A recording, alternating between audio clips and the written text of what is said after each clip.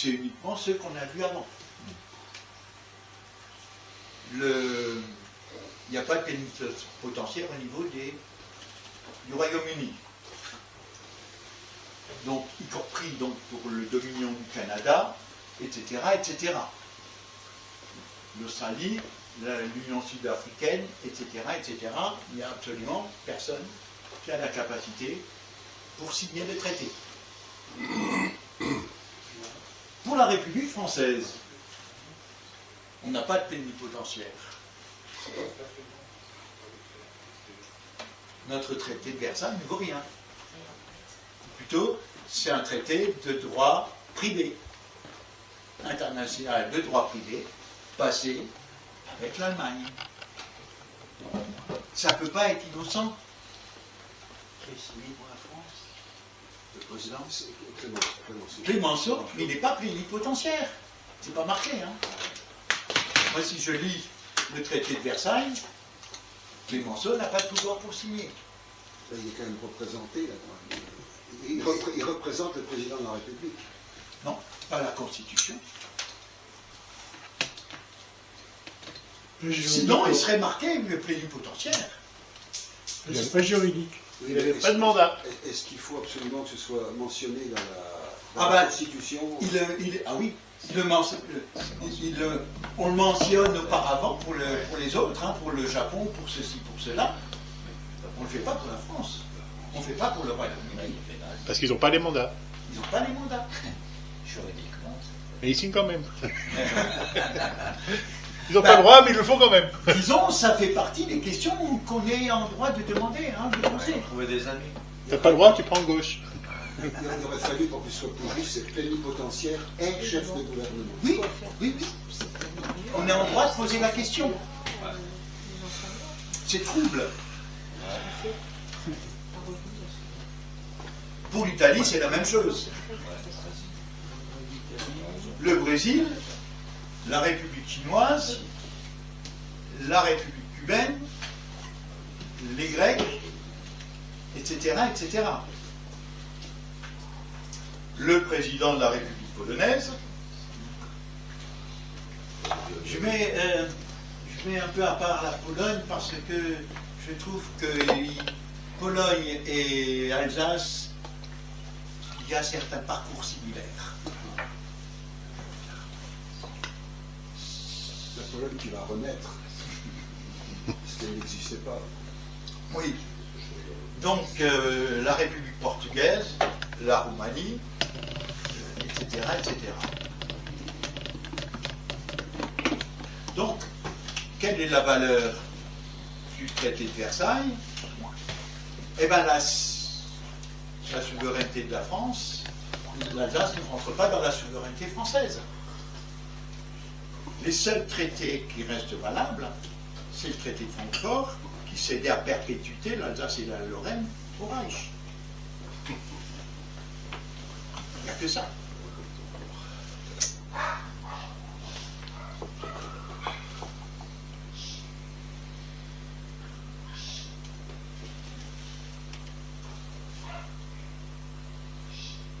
Il apparaît que le traité du 28 juin 1919 ne peut, en ce qui concerne la France, qu'être qualifié comme pseudo-traité.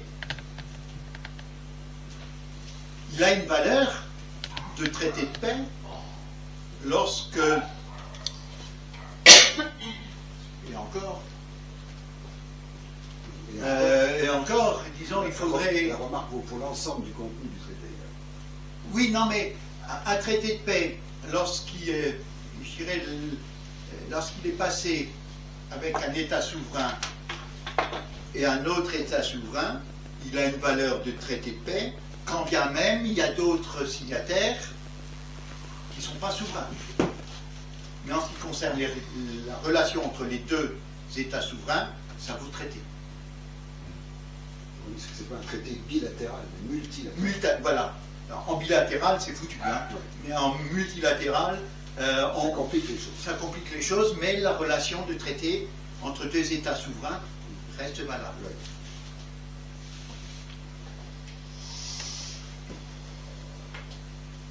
Donc, voilà. Et on voit que le Conseil des ministres approuvera, donc le 9 janvier 1919, approuva les nominations comme plénipotentiaire de M. Clémenceau, Donc il a quand même une valeur juridique. en privé, en droit privé. Parce que Oui, mais là il s'agit du Conseil des ministres. c'est pas la Constitution, c'est le président de la République. Vous faites rien contre la Constitution de 75, sinon ça ne sert à rien d'avoir On a l'air de faire une exception. on fait une exception qui n'est pas légale. Vu que, je ne sais pas si tu... Pas constitutionnel. Qui n'est pas légal, c'est oui, qui n'est pas constitutionnel. Pas Alors, constitutionnel. Mais pas légal, c'est donc, autre traité de paix, non? Alors après, c'est ce que je t'avais expliqué une fois. Le problème des traités multilatéraux, à vérifier, ce que je vais dire, en toute logique, à partir du moment où un certain nombre d'États ont signé entre États, et que les autres ne sont pas autorisés à le faire, le traité peut effectivement entrer en vigueur, et ceux qui n'étaient pas autorisés à le faire parce qu'ils n'avaient pas les bons mandataires, machin bidule, pourraient ultérieurement, plus tard, finir par le reconnaître de façon implicite. C'est une question de droit international public, de savoir est-ce que ce que je viens de dire là est vérifié dans les faits, ce qui fait que même si la France, etc., n'ont pas signé officiellement avec les bons mandataires en 1919, il y a des États qui l'ont fait en quantité suffisante pour que le traité soit valable et s'applique aux autres États plus tard. Mais est-ce que ça reconnaît l'Allemagne? Mais c'est pas trop la question de savoir c'est est-ce que ce traité de paix est accepté ou pas. Mais est-ce que le traité peut être conclu avec l'Allemagne? Ça n'implique pas la reconnaissance de l'État d'Allemagne. Non. Mais ça ne règle pas non plus la question de la guerre qui finit avec le Reichsland. On est d'accord. Donc, si tu peux passer, on voit que Jules Cambon, qui est signataire du traité de Versailles, L'ambassadeur. oui, Ex-ambassadeur. ex-ambassadeur, est président de la commission de vérification législative.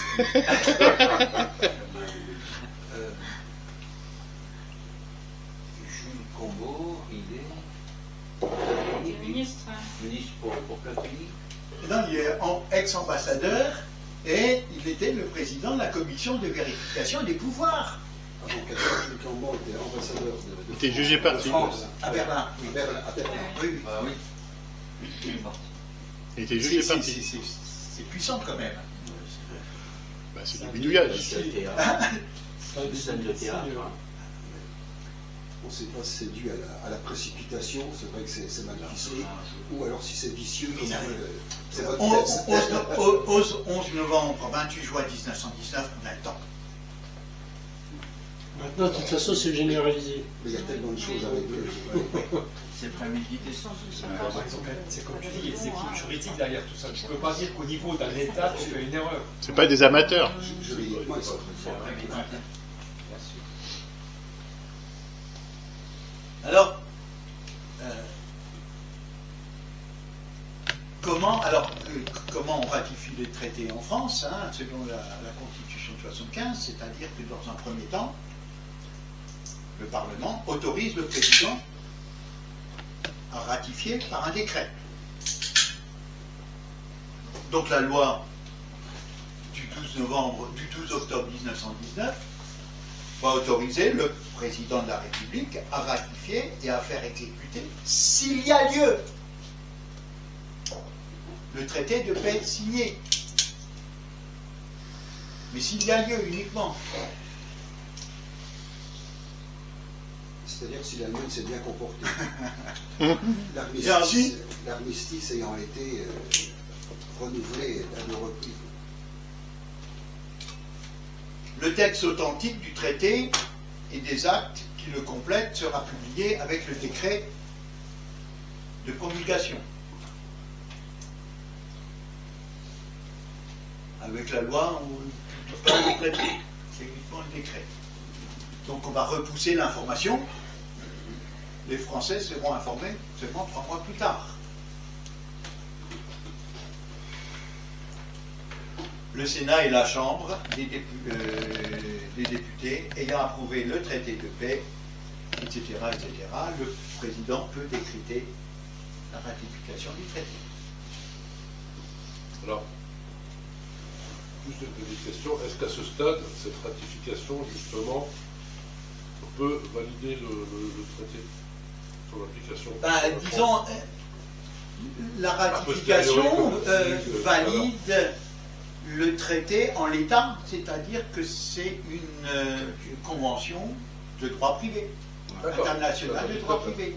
Et la ratification ne modifie pas le régime privé ou public. Ok. Disons que de façon générale, la Première Guerre mondiale est terminée, sur le papier, mais de façon officieuse, c'est pas forcément complètement réglé avec le Reich. Ce qui les autoriserait à tout moment de reprendre les armes. Parce que c'est pas eux qui ont signé l'armistice, et encore moins le traité de paix. Mais c'est ce qu'ils font en principe avec la Russie maintenant, via l'Ukraine. Hein. Non, mais c'est pour ça, mais on verra plus tard, que Hitler n'a pas eu besoin de faire des formalités pour reprendre l'Alsace. Ouais. Il est allé chez l'Allemand comme chez lui. Bah oui, voilà. Parce qu'il y a eu tout ce micmac, en fait. Voilà, il est rentré à la maison. C'est pour ça que les Russes, ils se fondent sur le droit international justement pour encore combattre le nazisme qui emporte toujours en fait. Ah bah oui, Poutine, C'est une histoire, Poutine a un doctorat en droit international public, il connaît les règles par cœur. Bien, alors, il y a 100 ans, le traité de Versailles a été signé. Le traité de Versailles, c'est un site qui est public.fr, du gouvernement français. Le traité de Versailles est signé le 28 juin 1919, 5 ans après le déclenchement de la Première Guerre. Un siècle plus tard, le plus célèbre des traités de paix apparaît à la fois archaïque et novateur. Oui, je pense qu'il était assez novateur. Et il avait une annexe qui concerne la Savoie. Ah ouais. Oui, Ah ouais. tout à fait. Ah bon. C'est pour ça que C'est pour ça qu'il y a la déclaration de Savoie, de la promulgation de souveraineté de la Savoie. oui, non, mais ce que je veux dire, c'est que le traité de paix du 28 juin 1919 impacte la Savoie. Oui. Sachant qu'il n'y a jamais d'annexe dans les traités. C'était la seule fois que ça s'est fait. Et ça a dédouané, c'est le cas de le dire, la garde suisse de devoir continuer à protéger les Savoyards. Vu qu'ils ont merdé et qu'ils auraient dû le faire en 14 quand les gendarmes sont allés chercher les Savoyards. Absolument. Infraction au traité de 1860. Oui. Et ça, c'est écrit noir sur blanc. Vous pouvez vérifier vous-même. J'irai plus. Alors, l'arrangement, donc, qui est la convention additionnelle, enfin, parallèle, je vais dire, au traité de paix, qui va être aussi signé dans les mêmes conditions par les pseudo-plénipotentiaires.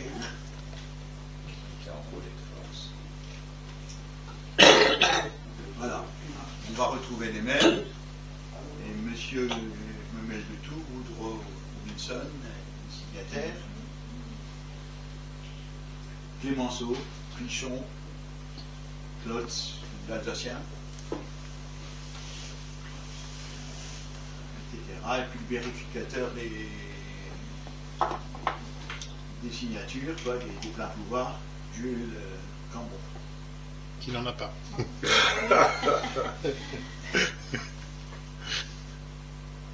Bien. En 1919, donc au Reichsgesetz,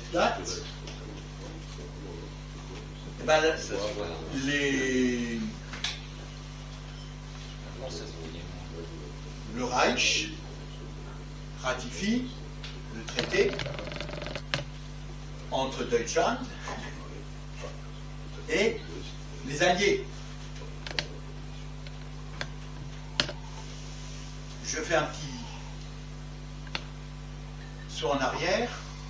On a vu que le 12 octobre 1918, le Parlement français autorisait le président de la République à ratifier par décret. Mais pour l'instant, il ne l'a pas encore fait. Les Allemands, vaincus,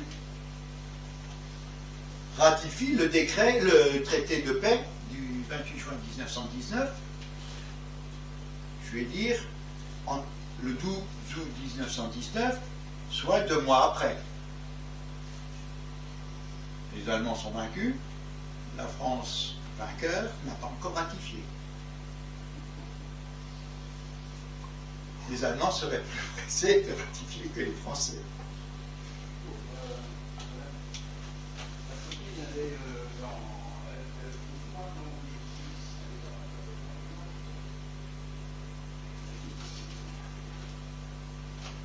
Et le 13, on voit que la constitution de Weimar, donc du 14 août 1919, du 11 août 1919, pardon, précise bien que das Deutsche Reich ist eine Republik.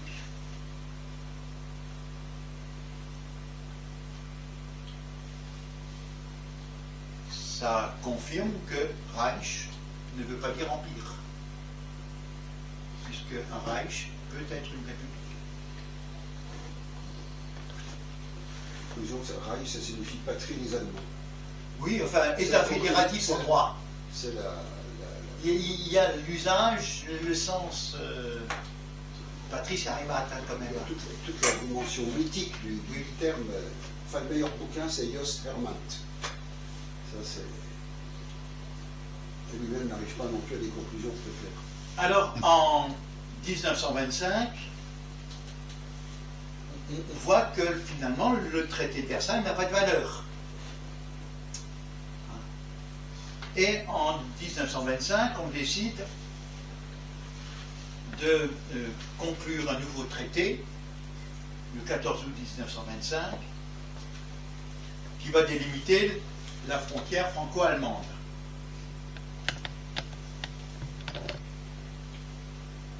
Je rappelle que dans le traité de Versailles, on a déjà délimité la frontière. Il y a un paragraphe réservé à ça. Mais comme le traité de Versailles n'a pas grande valeur, on va reprendre dans ce traité du 14 août 1925 exactement la clause concernant la frontière et lui donner à ce moment-là une certaine valeur. Ça n'a pas de valeur par le traité de Versailles, donc on va refaire cette clause dans le traité du 14 août 1925 pour lui donner une certaine valeur. Je dis bien une certaine valeur. L'Allemagne est déjà rentrée à la Société des Nations en ce moment-là. En 1925. Oui, Après les oui, accords de ça a Brésil, été fait après, Oui, exactement. Pour régler enfin essayer de régler le contentieux.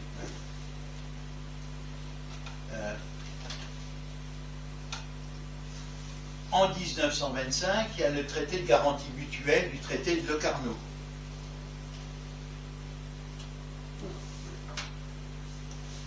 Il est passé par le président de l'Empire allemand.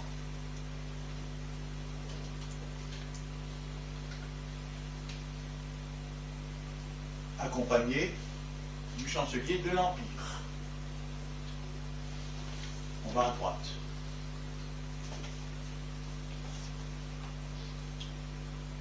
C'est quand même assez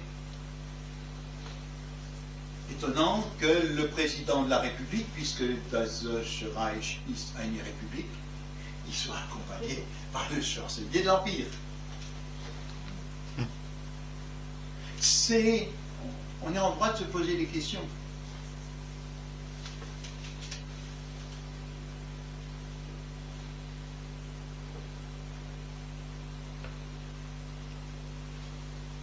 Puisque depuis la constitution de Weimar, le Reich est une république. Nous avons aussi l'évolution de la politique intérieure, parce que 1925, c'est très... Enfin, c'est tragique, parce que d'un côté, il y a l'entrée de l'Allemagne à la SDN, qui espère que son entrée donc, lui donnera les mêmes droits aux autres, et qu'elle va donc, entre autres, récupérer ses colonies, puisqu'elle a perdu en 1910, ce dont on est en train de parler. Et d'un autre côté, puisque au deuxième tour, les communistes et les socialistes ne font pas de liste commune, c'est Hindenburg, donc le héros de la guerre 14. Ouais. Voilà, celui à qui tout le malheur est imputable. Hitler, c'est rien à côté. En 1925, il est élu président de la République, par manque d'union de la gauche allemande. Et ça peut avoir une influence. Il faut regarder la chronologie de l'année 1925. Donc, on voit que lesquels, encore une fois, après avoir échangé leur plein pouvoir, reconnus en bonne et due forme.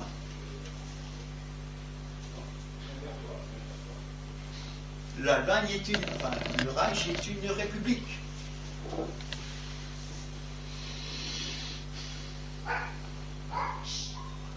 Et il entrera en vigueur, article 10, si tu peux passer, article 10, ce traité entrera en vigueur quand l'Allemagne sera devenue membre de la Société des Nations.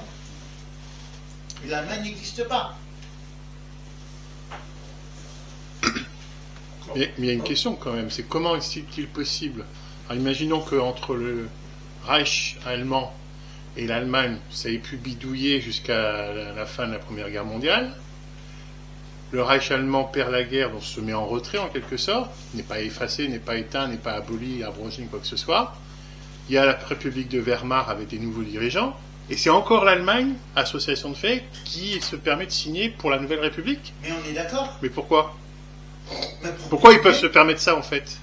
Parce que physiquement, c'est toujours les mêmes personnes qui se font passer pour les représentants de la République allemande. C'est pas les mêmes personnes quand même. En plus. Ouais. Alors comment ils arrivent à faire ça? C'est ça le truc. C'est prodigieux. Enfin, moi, Il y a une entente, c'est une continuité. Bien sûr. l'impression que j'ai, c'est que le juridique, c'est l'art du mensonge. Oui, Oui, ah oui. oui, c'est l'habillage. Oui. Faire Et croire, tout est faux, en faire, fait. faire croire effectivement Et que puis, c'est- avec ça, on régit tout le monde. Alors, qu'est-ce qui tire les ficelles et qu'est-ce qui... tout à fait. Ce n'est qu'une On voit ça avec ma- illusion. on les voit comme ils les veulent et les contours comme ils les veulent. Oui.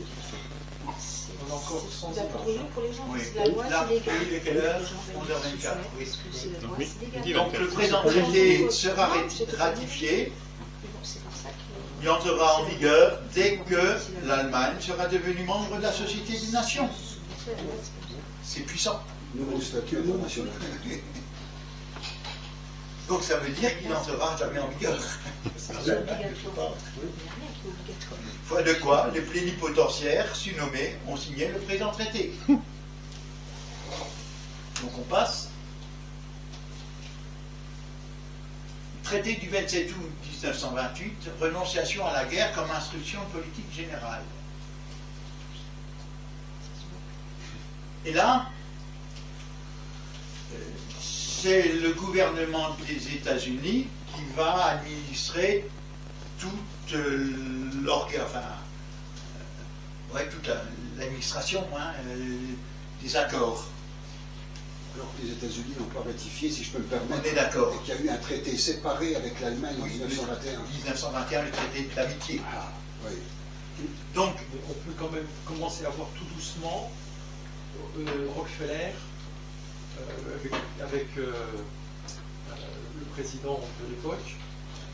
Parce que moi, ce que j'ai lu à l'époque, c'est que les États-Unis, avec Rockefeller, avaient énormément investi en France et en Allemagne dans des entreprises, et donc, de ce fait, étaient organisateurs